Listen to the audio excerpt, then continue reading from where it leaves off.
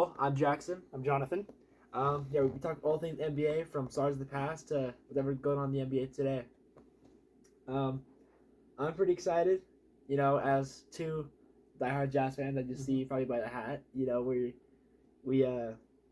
huge fans of the Jazz for forever at this point. So today we're gonna be ranking our top 5 favorite Jazz players of all time. We're just be looking at their time on the Jazz. So if you have someone like Donovan Mitchell who played on the Jazz, but also put up 70 outside of the Jazz on the Cavs, we're not going to look at that. We're looking at just the time on the Jazz. So what's off with your list, 1 through 5? Yeah, so a couple things. I'll get into it saying that I obviously have been a huge Jazz fan since I was a kid. I still remember to this day the first Jazz game I watched. It was never, it wasn't a full game. We were, my family sitting around watching a movie on our old VCR. Movie ended. We changed the TV from 3 to whatever other channel was on, and a Jazz versus Bulls game was just wrapping up.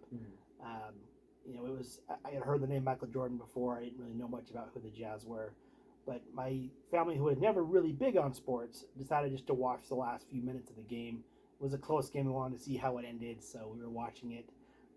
This is a game, and we could probably look up the date. It ended up going to a triple overtime thriller with them, and by the end of it, my family and I, we were cheering so loud for the Jazz, who ended up winning that game in triple overtime.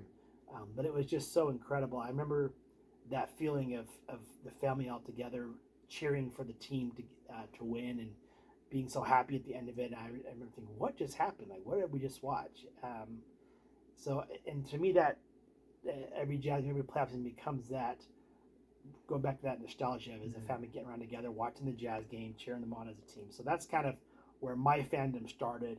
And then, of course, being local to Utah, it's easier to get access to them and to the team and everything. Yeah. So I've been watching since I was, 10 or 11 years old. My whole life, last 5 to 6 seasons, I've watched every single game, preseason, postseason, everything.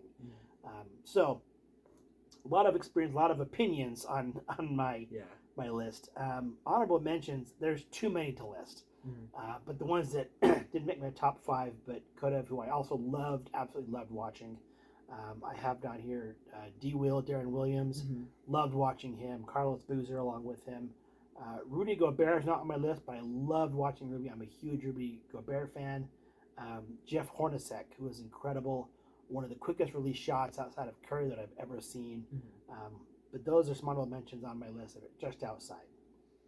Number 5 on my list is AK-47, Andre Kirilenko. I love Andre. When I played junior jazz, little rec league basketball back in the day, I used to always try to do blocks. That was always my thing. And so I got a real strong appreciation for Andre. The only player in NBA history to lead the league in blocks that wasn't a center or a power forward. Yeah. So it's just, he was great at the help defense, all around 5x5 guy. His offensive game is what held him back. He wanted to be a bigger part, but man, he was so fun to watch. And when the Jazz were in that transition, just after Malone and Stockton, he became the star of the team and nearly took the Jazz to the playoffs by himself. He was just phenomenal to watch, so fun. So he's number 5 on my list of favorite players to watch all time. Number 4 is Donovan Mitchell. He came into a situation where the Jazz fans were ripe for someone to love. It was the summer right after Gordon Hayward had left us. So many Jazz fans were heartbroken by that decision that came when Gordon Hayward went to Celtics. We all loved Gordon, and he left, and we felt betrayed, heartbroken. And then here comes this rookie we barely knew anything about that shows up in Summer League. He does the dunk contest and wins that. He's charismatic, he's fun, and he can score like crazy.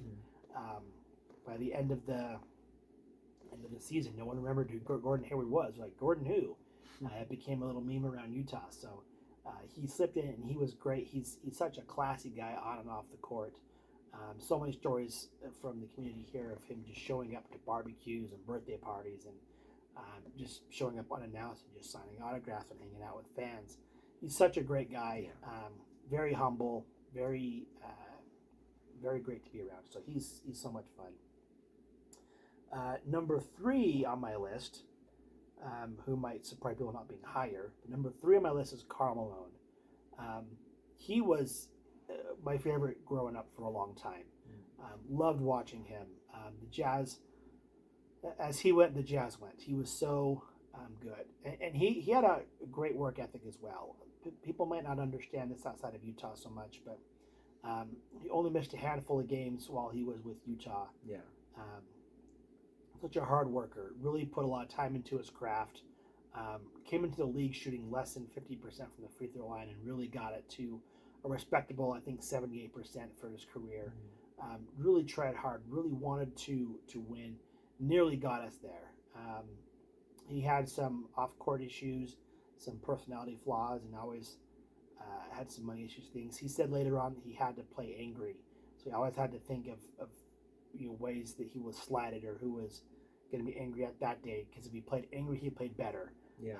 So that's why he said later on about his personality. But he was so much fun to watch. So much stoppable at times. Such a powerhouse, and really, as a Jazz fan, I wouldn't have loved the Jazz nearly as much if it wasn't for him. Number 2 is a player I fell in love with, who actually was played before my time, but I grew up watching documentaries about him and just fell in love with him. Pete Maravich. He was. I watched a movie called The Pistol that he had produced about him growing up in high school and learning his craft. And he was so far ahead of his time as far as dribbling skills and shooting range and the things he could do with the basketball. So ahead of his time, scoring 68 in a game before the 3-point line existed. So he was such a sharpshooter, such a great dribbler, such a great passer. A lot of people say that one of the great debates that people do is, well, could this player play in a common area, or could this player play in this era? Pistol Pete, yeah, he could play in any era. He was so far ahead of his time that if you took prime Pistol Pete, you plop him in the NBA today, he'd fit in just fine. Yeah. No problem. He was truly a starter, and when the Jazz franchise was just starting out, he was what we needed. Jazz started out in obviously New Orleans, and he went to college in Louisiana. So it was really a perfect fit to get the franchise off the ground, to have the hometown boy and become a star and lead the team. So he's number 2 on my list, which I think makes number 1 the obvious choice for me, John Stockton. St. John, as he's called along with some of our longtime fans. He embodies what we feel like the Utah Jazz are. He's loyal, hardworking. As much as we love Karl Malone, at the end of the year, and of Stockton's year, Karl went to go chase a ring with the Lakers, who, as Jazz fans, we hate the Lakers. It didn't work out for Karl, and I understand why he did what he did. But John, it was just about coming to work, doing his job, and not so much chasing rings as much as he wanted to win, but he wanted to be loyal. If he could go out on the court, even at 70%, 80%, he was out there. He only missed a handful of games his entire career. In fact, when he was selected to the first Dream Team in '92, he had actually broken his foot during that. But he wanted to be part of the game so bad that he actually went and played on his broken foot for a few minutes of a game, just because he didn't want to just be handed a gold medal. He wanted to actually be on the court and do it. So he's such a phenomenal player. He likes his privacy and he likes to be quiet now. I think he'd be a great coach someday. But man, growing up watching him was so much fun, and part of it is just how unassuming he was. He doesn't look like your typical NBA player. He's barely above 6 feet. He has a typical crew cut haircut. He looks just like he'd be a school teacher or a barber down the street. But man, you could give him a basketball and put him on a court, and he could do magical things. So all-time leader in steals, all-time leader in assists, top 3 greatest point guards of all time in my opinion. So I love John Stockton, and I always will. That's my list. Yeah, absolutely. Yeah, I mean, obviously I grew up in a bit, I'm a little younger. I'm only, I'm still in high school, but so I didn't grow up much of the players you watched, but definitely we have a lot of similar opinions. I'm going to honorable mention. I don't really prepare this. It's kind of on the fly. Honorable mentions though, obviously, past couple years, Joe Ingles, just him in the playoffs. He was just like, amount of times. I think it was him and Paul George when he was on the Thunder at the time. They're like trash talking the first round. That's so fun. Yep. So like, he is just annoying. Like, it's one of those people that like, as a Jazz fan, you can't hate Joe Ingles. You just like one of those guys. You just love him. Like what a guy. Yep. Yeah. Also another one is like you were saying, Rudy Gobert again as a Jazz fan at that time. Just I remember a couple times when he was still with us, like the amount of times people like would try go for a jump shot at the end of the game and see Rudy right there with a hand up and like they just jump up and land without that release of the ball because they're just like terrified of getting swatted. Yep. Which again, like seeing someone like Rudy Gobert who's like just infamous for blocking shots like that, like I'd be terrified too. I go to number 5. So, okay, you had him a little higher, and you said he should be higher, but I have him lower just because his reputation, a little bit in the dirt. Karl Malone, I'm sure you've heard stuff about it. I'm not gonna get into it because a little controversial, but at the end of the day, look at the stats, look at the numbers. Right now the third all-time leader in points. Like what 36,000? Like that's a lot of points in his career. Great player, definitely. During a time with him and John Stockton, just so like dominant. You're right, like those two back to back losing in. I'm pretty sure they both series they took him to 6 games, which no one went to 6 games. No one went that long against the Bulls. Those two did back to back years, which is hard to do against Michael Jordan, right? Yeah. So yeah, absolute. I still love him, but yeah, the reputation does hold him back a little bit for me from being higher on my favorite players. I think if I'm looking at greatness, he should be number 1 on the Jazz. But as a favorite for me, he just held back a little bit for that. Yeah. Number 4 again, a little bit younger here. So I was saying Gordon Hayward. Remember during 2017 when I first started really getting into big into basketball, watching him a lot as just like growing up and seeing him just like torch, Eastern Conference, the Western Conference a little bit, and just him really like, he's like a little guy that would stand up and just do these amazing things on the court. And just watching him was really fun to watch. And when he left, I was heartbroken. And I loved Gordon Hayward a lot, still do, and just I really sad to get injured the way he did, but I'm really really happy the time we got with him with the Jazz. And my number 3, Donovan Mitchell again.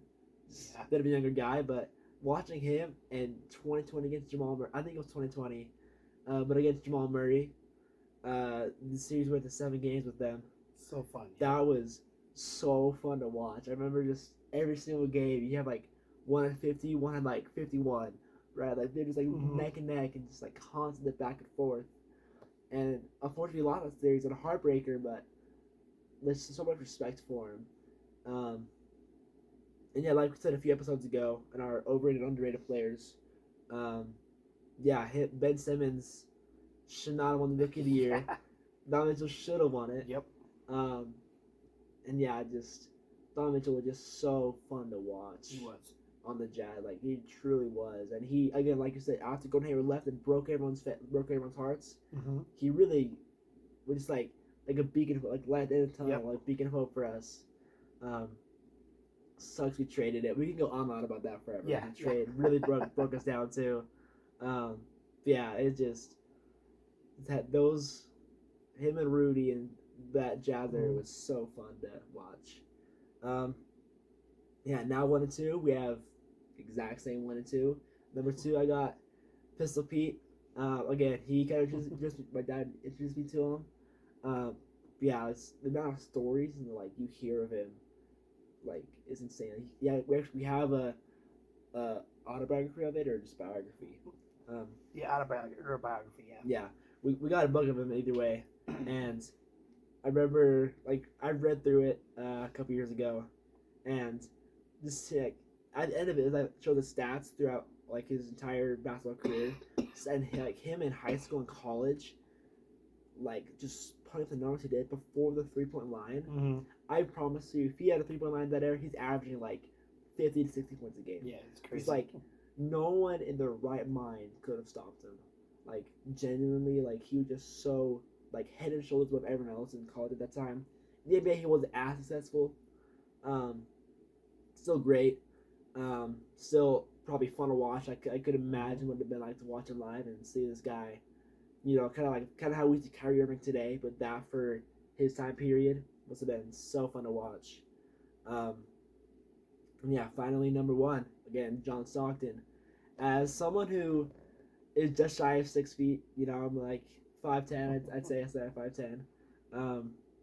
Having someone who the short for the NBA, you know, the 6 foot white guy, and doing what he did on the court for as long as he did it, right? Like what, almost 20 years in the NBA, and so like I think it was like 19 seasons in the NBA. All-time leader in assists by like a mile. All-time leader in steals by a good little bit. Yep. That's like no one.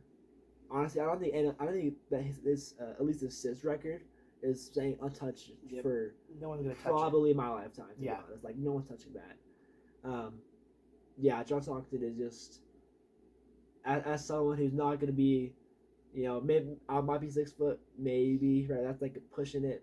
Having someone like that, someone who's not like this giant 7-footer that could like dunk the ball like crazy. Having someone like John Stockton is really cool and really inspiring. So I think he is one of my favorite players of all time, and he's really fun to watch. I agree. So much fun to watch. Definitely, when you think of the Jazz, you think of Stockton and Malone in Jazz history, and he was just. We can go on and on about just John talking about himself, but he was humble, he was quiet, but he was a beast. Like people say, he was dirty back in the day or whatnot. He just set hard screens. Yeah.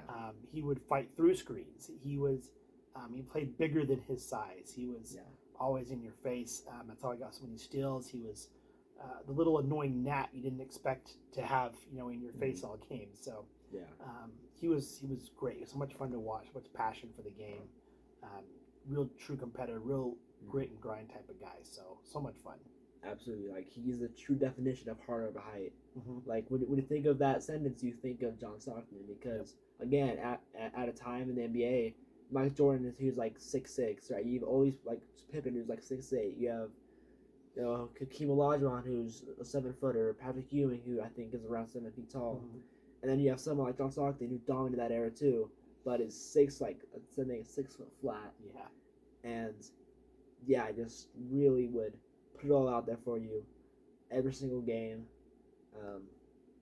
I like a story where the first stint with the Dream Team in '92, the broken foot. Like, I mean, who does that? Who plays on a broken foot? I mean, Kobe tore the ACL, but on a broken foot, like, that's probably like agonizing to play on. Even though it's a couple minutes to play, like, this is like agonizing, but he still did it because he didn't want to be on the sidelines and say, "Oh, what I need to earn this." He was like, "I'm gonna go earn it, even if it hurts like crazy," right? So, utmost respect to John Stockton. Again, as a Jazz fan, I didn't grow up watching him, but as a Jazz fan, like utmost respect for him. Love John Stockton and what he did for us. Even though we lost,